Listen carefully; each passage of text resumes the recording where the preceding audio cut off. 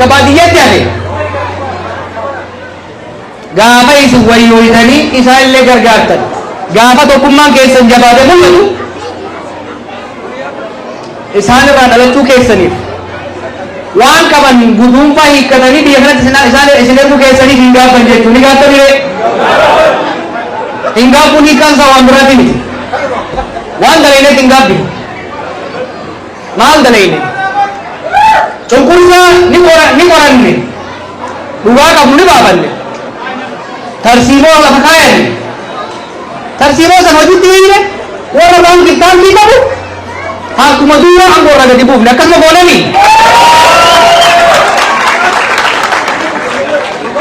keessa kitaaba kanaa eeguu isiniin himu isin dubbisaa gara fuuldura waliin mari'an kitaabni kun seenaa ani isin wajjin dalage waan biraan qabu waan dalayne keessatti jarman keessatti waan dalayne minisootatti waan dalayne oromiyaatti waan dalayne biyya keessaa fi biyya baqatu waan dalayneet tokkummaa dhugaa waan qabnu dhugaa waan qabsoofne hin gaafinu jechuudha.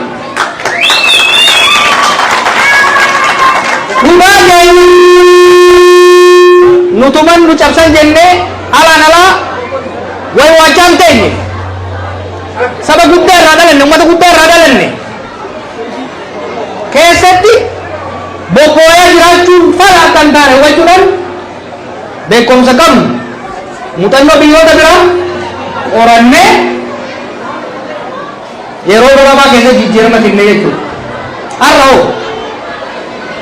Har'a hoo waggoota jaan darbe kana keessatti waa'ee itti keessa dabalu gariin qaawwee galman geenye gariin kan eegariin nutti dhufu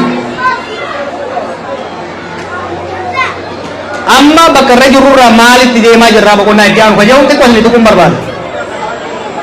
An dubbachuu eegalaan baaraganii jiran rirrifatanii jiran akkam jechuun jiran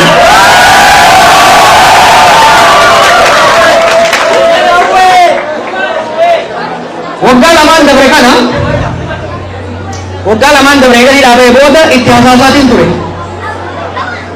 amma immoo itti iyyuun eegale itti iyyinee itti lallannee dhaga'uu baannaan iyyuutu illee dhufa jechuudha kana beekuu qaba namni mootummaa garagalchuuf deemanii mootummaa kuffisuu barbaadanii jiran lakki nun mootummaa kuffifni agarree jirra barbaachinaa ni nuti we have done it kuffisuu barbaadan arra gaafa muuxannoo qabnu dhiisi gaafa tiyoorii qofa qoranneeyyuu lafaan geenye agarsiifnee jirra nu har'a akeeka mootummaa kuffisuu jedhuun ni deemaa jirru mootummaan ofiiyyuu qufaa jirti dhiibbaa keenya barbaaddu wanni jechaa jirru mootummaan darreen lafa dha'ee jirtu kun akka nurratti hin qubneen lallabu jirra akka nurratti hin qubne mootummaa maqaa oromoo baadhattee maqaa oromoo nyaatti mootummaa maqaa oromoo baadhattee oromoo salphifte qaanessite kana nurratti akka hin qubneen lallabaa jirra malee ofiiyyuu kutu jirti waan kuffisuu ajaarraa hin qabnu jechuudha ammoo we are asking for conversation waggaa lamaa walakkaa ergan dhaabee itti hasaasne sossobne biyya nagee buusa diinagdeen kufe maqaan keenya dhabe salphanne maqaa keessaniin jenne kadhanne dadhabne jechuudha amma akka uummanni dhaga'uu qabutti akka addunyaan dhaga'utti itti lallabaa jirra jechuudha yoo dhaga'an ifis biyyas baraaruu danda'a garuu immoo dhaga'uu baatanii gurra isaanii buuboon coomse kanaan itti humna jennaan maqaa saba kanaa qabatanii ittiin kufuu xureessuu hin ayyanne biyya keenya ka abboonni keenya keessa rakkoo meeqatan waan biyya sanii taane bineensu hin taane arra bineensu keessaa beekuun salphisuu hin ayyannu jechuudha.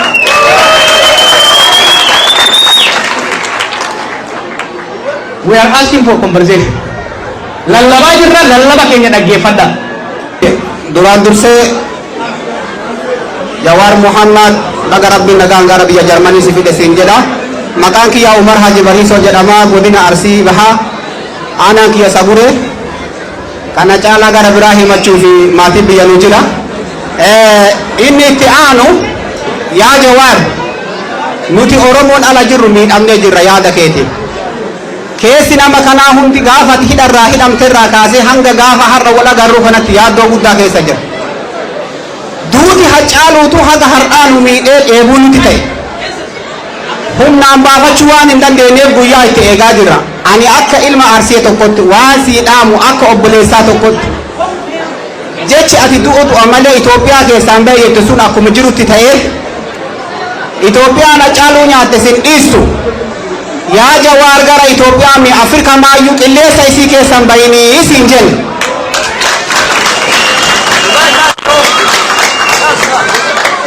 Ati tokkotti ta'uu dandeessa nama garuu Oromoo hundatu kufa. Waan milishaan maatii keenya godhaa jirtu dhugaa isinitti maa waan nama boonchisu. Inni miidiyaa irraa waan mul'atu miti nuti keessaan quba qabna. Isa mana nyaataa banate nyaata irraa nyaatanii osoo birrii kamallee biraa deeman milishaadha jedhanii. Mootummaan akkanaan jiru addunyaa kanarratti argineerra biyya 8 motorka taa'ee argeera waan akkanaan jiru. Kanaaf yoo nu caalaa waa'ee kana hin beekta tokkoffaa mootummaa kana sirriitti quba qabda. Sirraa'uu danda'a jettee yaadda Dr. Abiyyiin kun nuti Abiyyii miti osoo naamxanyaallee nu bulchite nuti nama haadha Oromoo hin tunne abbaa Oromoo hin tunne ijoollee Oromoo hin tunne barbaanna malee Jawaarii ta'uu qofaafi miti. Abiyyii sirraa'ee gaafilee Oromoo san nuu deebisa jettee yaadda moo tasfaa kutannee rabbitti kanneetiin qophoofne haa kennu. Gaafii kiyya kanaaf kadhee galatooma ulfaadhaa Oromootiya yoo balleessine na offolcha. Ziyaada keessanii fi gaafii keessan gabaabsaa.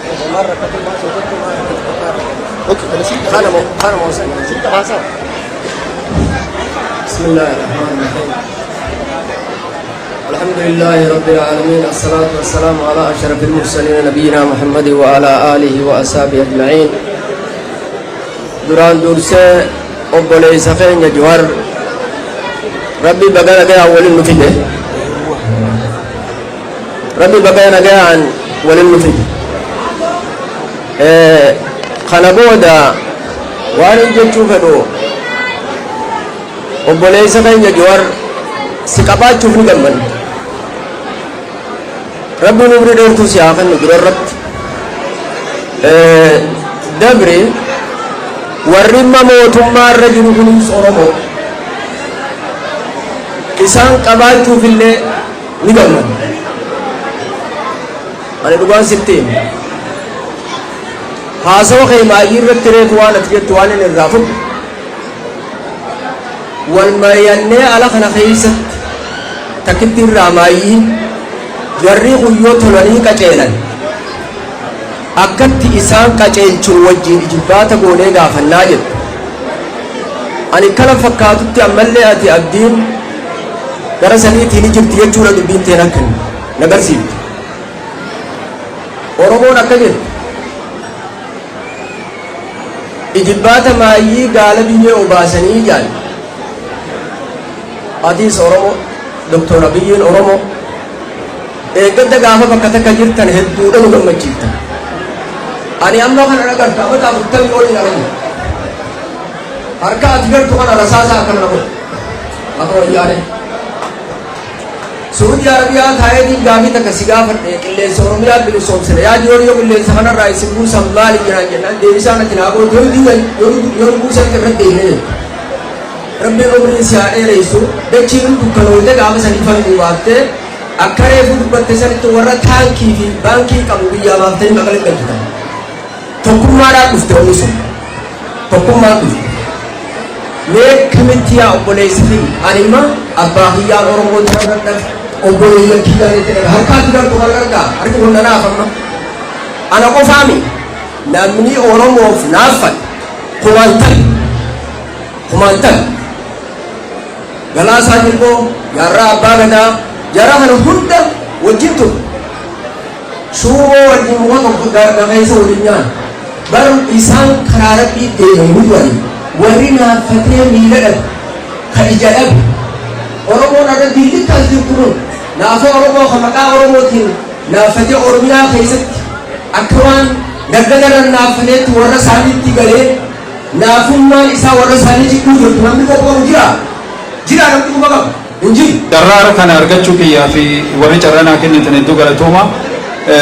jawaarii kenna baga nagaan dhufte baga walitti baane sitti mufannee turre mufaatii sirraa qabnaa turre har'a immoo afoofnaa lillaasii jennee si araaramnee jira nutti dhuftees gammannee jirra gammachuun teenne gammachuu hamtuudha gammachuun nutti dhagama gammachuu akkanatti ibsattanii jara keenya akkana garaadhaan haa ta'u wanni kun jawaarii onnee ummata Oromoo keessa jira onnee ummata Oromoo keessaa namni baasuu hin dandeenye jawaar mootummaa galma keessaa baasuu danda'ama jawaar garuu haga ammaatitti ummata Oromoo onnee ummata Oromoo keessaa jawaar baasuun hin danda'amu ammallee wanni ani warra as dhuftan kanaan ijoollee dardara kanaan humna kanaan wanni nan isinii dhaamu wanni nan jawaare hin dhaamu achi qabuun as qabuun hin jiru amma achi wanni jirtu kan hintaan yoo sochoosan buqqisuu malee dhibee hamma namatti taate kanaafi ammallee marii goonaa kan jedhu kun warra gurra arbaa qabu ka dhaga'uu hin barbaanne san waliin marii goonaa kun yaa jawaarii keenya ammallee naalli hin fadne mee irra deebi'iit ilaalii akkamitti ilaaltaa lammaffaa gaafii kiyya warroota si deeggaranis warroota si jibbanis warroota si afoo dhaabatanis warroota si cinaa dhaabatanis amma achi akkamitti ilaaltaa adeemsi istiraateejiin haaromni ati baaftee nu masakuu dandeettu karaa keenya nu akeekuu dandeettu maal fakkaataa kanammoo nuti waliin jirra akkuma ati nutti deebitee nullee sitti deebinee jirra kana waliin taanee hunda tokko taanee gara tokkotti akka nu cofnee deemnu akka nu masaktu gaafii si qabu asumaan si xumura jiraadhu horii bulii nu jiraadhu si jaalanna waa maraafuu rabbi bakka deemtutti bakka bultutti si haa eegu si jenna galatoomu. Ammoo gaaffii gabaabaa tokko si gaafadha. Gaaffii nan si gaafadhu muuxannoo asiin dabre irraa fudhattee biyya san ka bulchaa jiru shiftaa lamatu bulchaa jira akkuma tuu jettee tokko shiftaan magaalaa bulchu ka biyya bulchu kun shiftaan ka bosona jiru ka baadiyyaa Oromiyaa bulchu baadiyyaa biyyaa bulchu sirna kana yookaan jallaa duraan qajeelchu sirni kun sirna jallaan kun qajeeluu danda'amoo gabaabumatti region change dhamoo reformiidha reformii yoo ta'e sirni muuxannoon wanti kun nu baasa biyyi suni biyya taati ka jedhu si gaafachuu barbaadee galatooma asirratti gabaabsa. Gaafii sadii hin qaba tokkoffaani sirni filannoo Itoophiyaa iftoomina fi hirmaannaa dhabuun akkasumas mormitoota irratti dhiibbaan jiraachuusaa ilaalchisee furmaataa fi tarsiimoo maal fakkaataadha gaafiin tiyya tokkoffaani sallammada paartileen gara paartii badhaadhinaa itti makamu booda sirna federaalawaa sabaa kufee waggoota jaha darban keessa walitti bu'iinsa fi waraana uume sirna dimokiraatawaa federaalawaa fi hunda hammate ijaaruuf tarsiimoo fi yaadi keessa maal fakkaata gaafiin sadaffaa ammoo yeroo TPLF fi buutu jechuudha uummanni baay'ee gammadee fi gaafii wareegamaaf naaf deebi'ee jira jedhanii abdii guddaa qabaachaa turan haa ta'u malee waggaa jahan darban keessatti abdiin uummanni wareegamaaf kafalesanii gaafii isaanii hin deebine akkamitti amma uummata waliin haala haaraa keessatti abdii fi gaabbii isaanii gara bakka duraanii olitti deebisuu fi akka gara fuulduraatti bu'aa dhugaa argatan gochuu danda'amu galatooma gaafii ammoo gaafiin kiyya bineensa finfinnee jiru yoo ofirra kaasne bineensa kaabaa yuusaa dhusan akkam godhuu qabna akka gara finfinnee dhufne maal godhuu qabna ka jedhu inni biraa ammoo ati qabsoo keessatti oromummaan beekamta waan qabsoo keessatti akka oromummaatti beekamtuun sana har'a maqaa Itoophiyaallee itti matteerta isaan ammoo warra gura duuchatee deemu waan ta'aniif wal simsimata akkam waliin sin rakkisuu laata kan jedhu inni biraa ammoo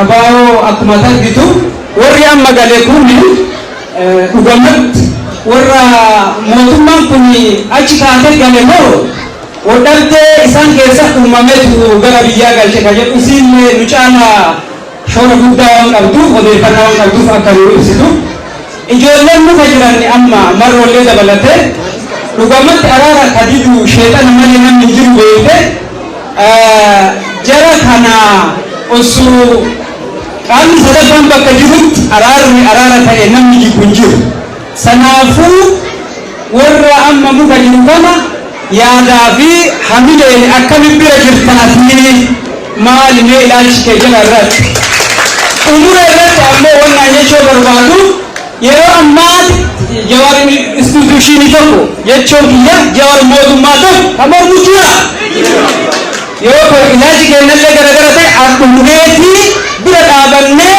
korma keenya korma goonee kaanee komii qabnutti dhiyeeffanna. Kanaaf nama warri jechuu barbaadu ammas namni jiru goonni Oromoon baay'een illee yoo jiraate namni hayyuu nu jiru Jawaar maal jettan? Inni lammaffaan ammoo goonni jiru ammoo namni lammaffaan marroo akkana jedha an fidadhe galatooma. Gaafiin duraa warri mootummaa yoo nyaata noo fayyadamuu keeka tokko nama ture yoo Naajanyan tu halal waral ye kan urusnya tu baca halal ye.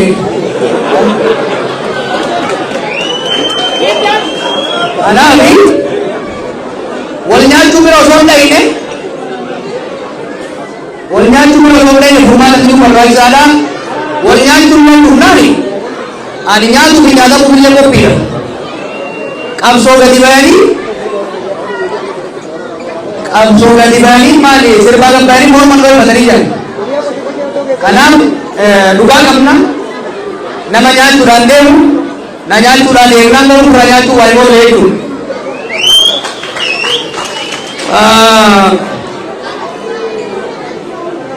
खंबरा वाये मिलिका का काम थे वही अक्कल मिलिका और मतलब क्या मिलिका नहीं मिलू business ini amalan amalan wan berbalik amalan ilmu amalan ini alih amalan ini berikan orang itu crazy ini abi ini minister jaga begitu parlemen jaga begitu malah kebilang video orang bahasa masalah cara parlemen orang jaga begitu jaga begitu dan desa jalan mereka kuda mana kayaknya ada kamu loga itu lingkap baru berjaga begitu juga mereka abi yang kalau begitu buat itu Karena abisrau kalau beli kasih untuk orang abu mahu direkam, dia sempat orang ini berbagi itu.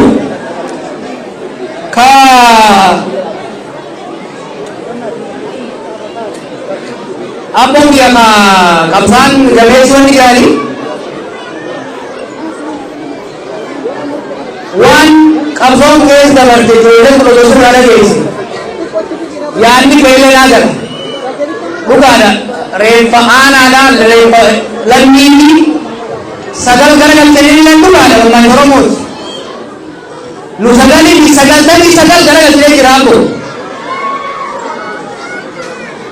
gafal dua isana ambil tu tahu nanti kemudian ni ayatan ni ayatan anggar pun tahu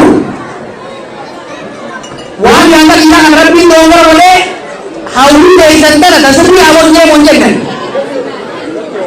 Gari gargar yendari dage gargare amal lam jalan perti bande anako mami namne itu sambo laila se dia gambo wandi segega tur tamban ini yang gambe abso akal ini yero akal sendiri andale nimsari akal ini sudah berbadan gawo maybe wangalaman durasan maybe mudan bolan kabaneta tari mungkin tinggal jari मैं अंबल ओरल ले सेननी जे मुसल्ले सेननी अल्लू ओरल चू ओरली इतिलल्ला मुरे क्या हुआ इला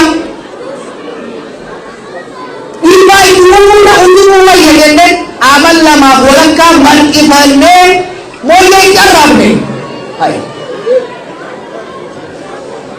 जर्री बुइबर ना बुइयान इतिहम्माल चुम अला बियतीना इंटर Bilal Arabar, Amir adanya Shimalus, Bunchana to Amara printing the entire food deliver. There is nothing left. Bilbil Abba Kenya Nandi, Asiana no Barrio, India Manavar.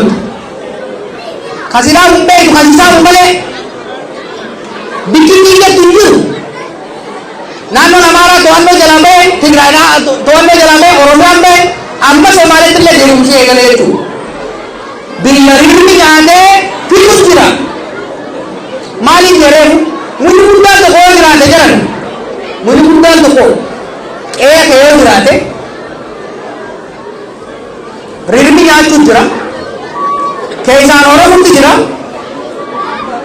carraa lama qabda tokko qoqqooyitee muka gamaa gamana cinaa dhaabdee kursii sudaaluudha san yaalaa turre hangamma kuftee jirti mootummaan waan hin jirre ututumee bira taa'u jiru turuus tubitoolu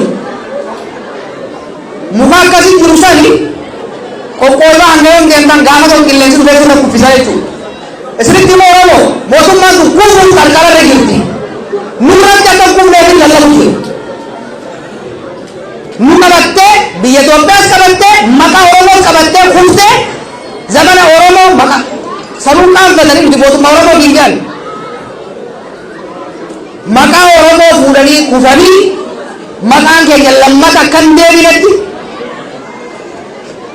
maqaa Oromoo kan qabsoo aarsaa meeqaan Oromoon faayidaan qabdu Oromoon bu'aan qabdu fajamu san aarsaa qeerroo meeqa attamiitiin ummata keenya deebinee boonsine amma qaaneessu jiran namni Oromoo ta'ee jaran hoggaa argu waan isa balleessaa isaanii laafina isaanii darrina isaanii qaanii isaaniitiin hin qaanofne hin jiru.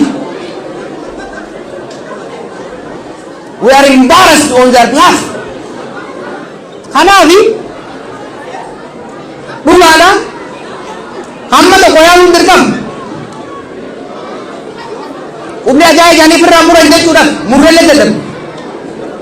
Kana booda maqaa keenyaan daldaluu akka hin dandeenye isaan maaliifi we deserve better. Oromo deserves better.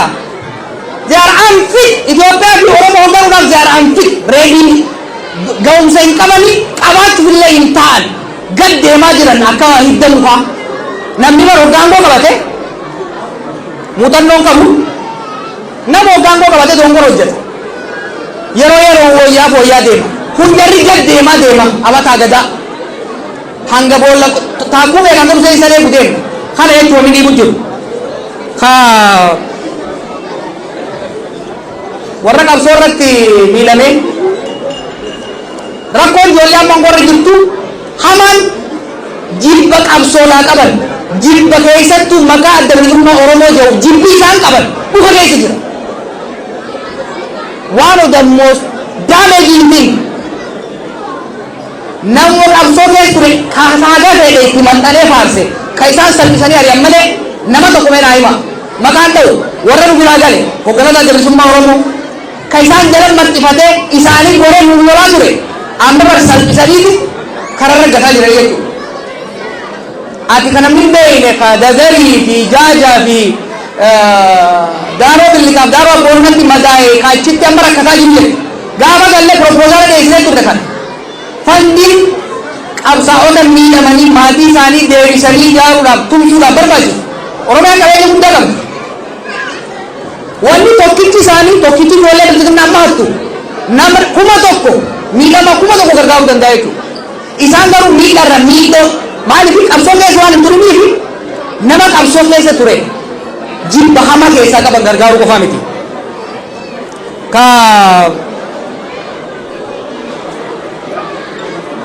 Gaafiin biraa shiftaa lamaan ka jetteef ka bosona galee bar seera ala jira. Shiftaan biyya rakkisaa jiru hunda caala shiftaa maqaa mangistii qabu. Shiftaa bosona galee waan qeedhaan hiilee caakkatti isa galche san fuudhees mana deeffanna san. Ijoollee keenya ka bosona jirtu ijoollee keenya qofa osoo ta'in ijoollee Amaaraa ijoollee naannoo adda addaa dhiibamanii bayan. I know these people ni beekaa bara ilaalcha garaagarummaa qabaachuu dandeenya.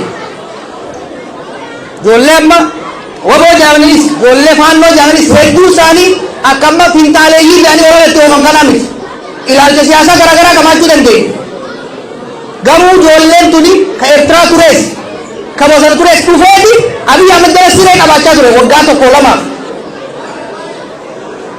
Samboota dirree siyaasaa dhiphatee namni jiinuu dadhabee dhufii matee bosona gale.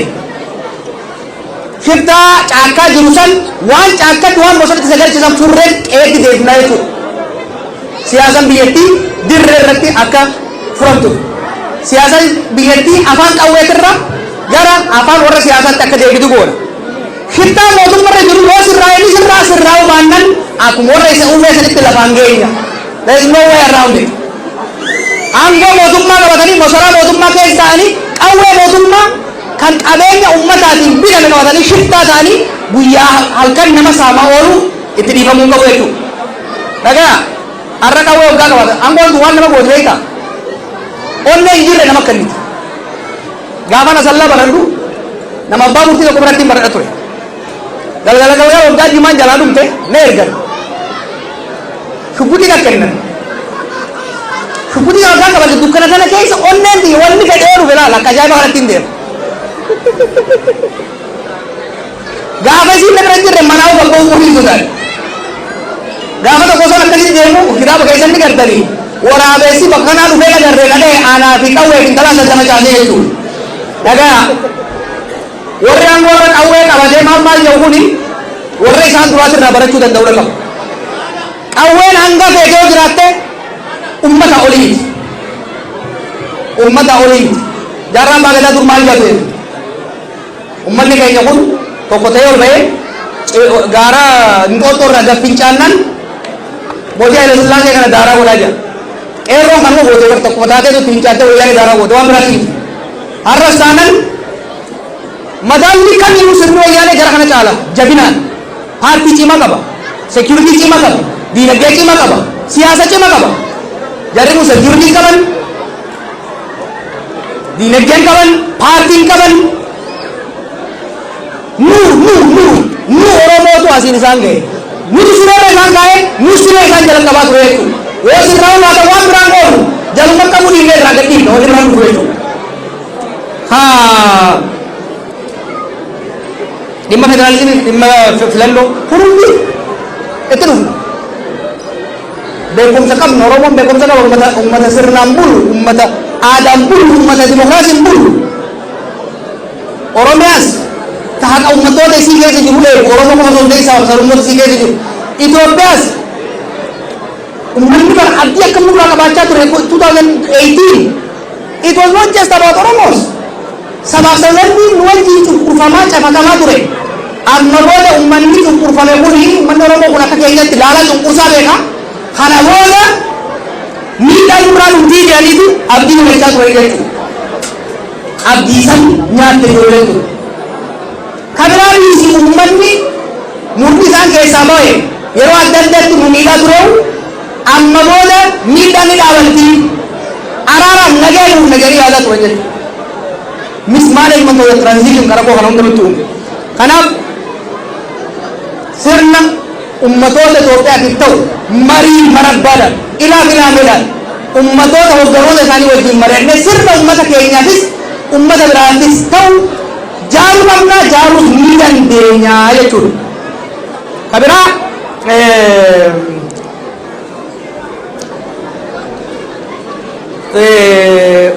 wanni cimaan Oromoon fudhachuu qabu yeroo amma jiru kana keessatti tokko maqaa isaatiin Itoophiyaa fi uummata Itoophiyaa irratti isa qofa irratti lama tumamaa jirra bardiimoo mootummaan kun gama lamaan nu jeesaa jirti. Gama tokkoon nu saaman nu jeesan nu hidhan uummata kana. Gama biraatiin maqaa keenyaan uummata biraa miidhan uummanni biraa mootummaa Oromoodhaatitu namni nu jira ni jibbamna jechuudha. Oromoo foobiyaan hangaan du'aa jirarra dachaa meeqan guddattee jirti. Maqaan nyaatan maqaan balleessan darriin isaanii tuffii bite hammeen isaanii jirta bite diigaa stop kana dhaabuu danda'uu qabna jechuudha. Maaliif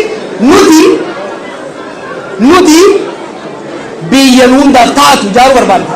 Waa'ee Oromoo fi Itoophiyaa waliin ga'u Oromoon Itoophiyaa jibbee hin fincille miidhaa Itoophiyaan fiddu jibbee fincile. Dhaggeeffadhaa. Nuyi Itoophiyaa jibbineen fincille kaleessaas nuyi Amaara jibbineen fincille Tigraay jibbineen fincille Oromoon kan fincille miidhaa maqaa Itoophiyaatiin irra ga'u ifirraa cabsuudhaaf. Har'a immoo dirqamni Oromoo akka inni Oromoo kan ta'uu qabu Itoophiyaan nullee miti nama biraallee hin miine nu qomaa miti nama biraallee hin miine jaaruma har'a Itoophiyaan kalee guyyaa turte sun harka nama keenyaati nullee miidhuu jirti sababni kaan illee miidhuu jirti jechuudha. Gama lamaan kasaaraa keessa jirra miidhaa gamlamaa keessa jirra jechuudha. Gama tokkoon Itoophiyaa qabatanii miidhuu jira ijoolleen keessa ba'e. Gama kaaniin maqaa keenyaan immoo mootummaa Itoophiyaa qabatanii sabaaf sablammii miidhaa jiran. Kun hariiroo nuuf sabaaf sablammii wajjin qabnu baay'ee miidhaa jira jechuudha. Kanaaf walitti ni araarama. Itoophiyaa fi Oromoon waan wal walchiise sirna abbaa irree dhufaa dabra aangoo qabatee maqaa saba tokkootiin uummatoota nyaatu jechuudha. An marsaa dabaree sirriitti dheera ejjennoon kun wanni Oromoo ta'u wanni sabaaf sablammii biyya saniitiif ta'u biyya faffacaasanii deemu miti. Itoophiyaan amma jirtuun facaanan Oromiyaan keessaa baatu hin jiraattu kana beekaa. Tigraay keessaa baatu hin jiraattu. Faffacaatii okkotee lafa buutanii beektanii okkotee lafa buute taate san keessatti Oromoon hin buufatu namni kun akka kijiban dhaga'inaa. Realitiin jiru maali? Biyyi Itoophiyaa tun sirraa'uu qabdi. Sirraa'uu ni dandeessi. Oromoo akka taatutti, Tigree akka taatutti, Guraagee akka taatutti, Amaara akka taatutti, Soomalee akka taatutti haqa walii eeganii, dhugaa walii eeganii, waliin mari'atanii, negosheet godhanii, baargeen godhanii sirna mootummaa Itoophiyaadhaa kan wal qixxummaan, bilisummaan, wal kabajni keessa jiru jaaruun ni danda'ama jechuudha. Waliigalatti waa'ee ijoollee abaa'ootiin itti kaaftan. Ijoollee abaa'ootiin jedhan kun qeerroo bakka keessanitti isin dhiibbee biraa dhuftan. Kijiba finxaalee maal jedhan kun marrooni sodaate bara meeqa dura nama qabsoodhaa ba'e garaagarummaa tarsiimoodhaa qabaachuu dandeenya.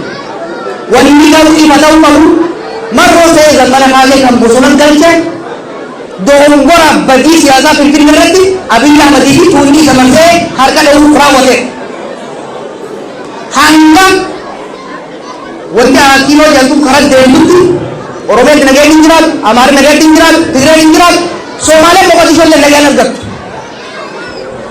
Rakkoon guddaan gamba Afrikaadhaa kaleessa sarras masaraa kana kan hoggaan jiru masaraa haaraa ijaaruutti ka'e qaalichi akkasii miti. Sirna bulchiinsaa Finfinnee illee jiru jechuudha. Finfinnee karaa deemtuun, Finfinnee eemaluun, Finfinnee sirreessuun nagaa baargaariifis, nagaa maqaleetiifis, ka jijjiiraatiifis, ka hawaasaatiifis, ka maqdiisootiif illee barbaachisaa jechuudha. Rabbiin yaa waan godhan laal. Tigree wal walchiisan, Amaara wal walchiisan, Oromoo wal walan, Somaalee itti maqannee keessa jiraachaa turellee diinuu godhe. No! Nuti uummanni Somaaleetis jaalatamuu duraa qaba bara. Gaafa biyya keenya irraa ari'amne abboonni keenya abbootu ni beeka. Isaan keessa baqatan. Wanni bishaan rabbi uume nuufillee isaaniifillee ni gahe. Akka isaaniifis fayyaditti akka nuu fayyaditti tolchuu dandeenya. Wanni humnaan yeroo baasuuf hin jiru. Humnaan yeroo baasuuf mangistuufis hin taane. Maqaa keenya immoo kun hayyamamuu qabu jechuudha. Kanaaf Itoophiyaa dimokiraatota ka haqa Oromoodhaa eegi, ta kabaja Oromoodhaa eegi, ta haqa Amaaraa eegi, haqa Somaalee eegi, haqa Harariidhaa eegi ni ijaarra ni dandeenya.